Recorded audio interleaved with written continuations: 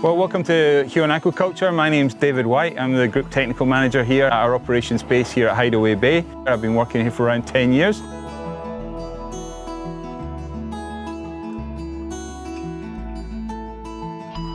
Well, we farm fish to feed the growing world population. In 2012, we had 7 billion people in the world. We then look at that and say that of that proportion, 1.2 billion have seafood as a primary source of protein. And that equates to 17.2 kilos per person. That's the amount of seafood that we need on an annual basis. So this is the life cycle of a salmon. The eggs are incubated. After a certain amount of degree days, which is around 250 days, the eggs will hatch out. They're alevins, they have their own yolk sac. They then transfer to seawater for the seawater part of their life cycle. So up until now they're in fresh water, then they go to seawater. They'll grow up for a couple of years with us. They will then be stripped, so they'll have the eggs and the sperm taken from them, and then that will fertilize the egg, which then goes through this process again.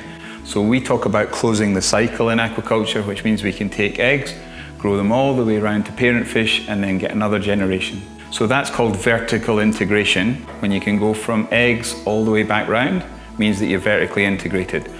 It also is a term we use for explaining that we go all the way from egg to plate in aquaculture.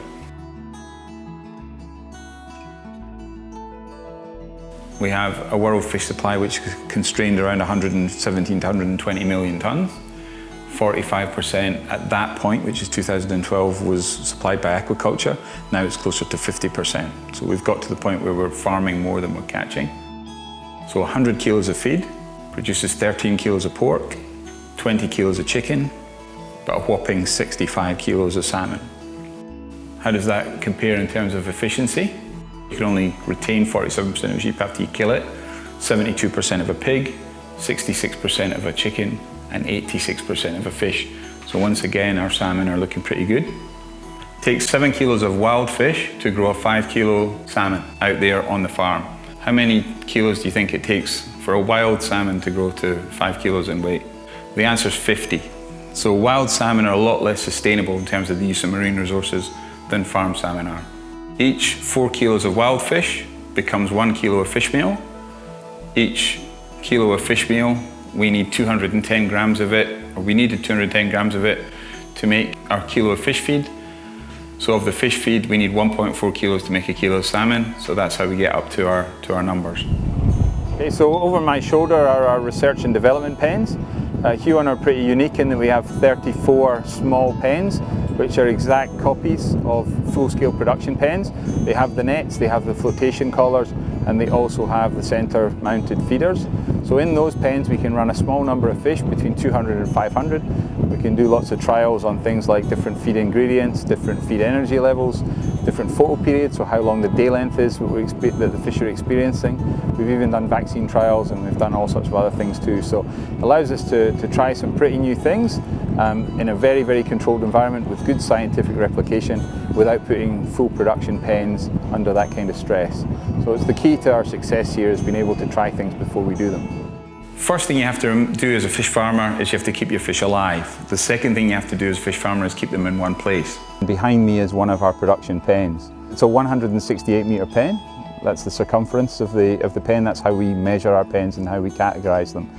So what we're going to do is we're going to have a look at this pen. We're going to see what the challenges are that we've tried to solve with this design, and then we're going to try and give you a little bit of insight into the important things for us, so that if you were redesigning one of these pens, what you might have to take into consideration. The pen's made up of 3 main components. First component is the flotation collar, and that's what keeps the whole rig on the surface. Then we have the net, which contains the fish and also protects the fish from external predators. Then we have the bird net, which goes over the top of the net, which again protects the fish from birds. And out in the middle is a floating hopper. That floating hopper is computer controlled, and it basically feeds the fish when they want to be fed. So it's an integral part of the pen. It holds up the bird net, but it also carries the feed that we need to feed the fish. Predators are trying to eat fish. They're trying to interrupt the fish's normal behaviours in order to eat them. The challenge for us 2 years ago was to have very tight, high fences that the seals couldn't jump over. But despite our best efforts, seals would pull the net down. They'd try and get up the inside of the net. They'll target any weakness. They'll learn very quickly from each other. So very, very inventive and very, very persistent animals. So this is state of the art, or was state of the art probably around 4 years ago. But it's clear that improvements have to be made. So one of the things that we'd like you guys to think about is how would you make those improvements? How would you keep the fish as far away from the seals as you possibly could? How would you prevent them from climbing over? And how would you make the whole thing a safer working environment for people who work here? So that's the challenge, and it's the challenge we face every day.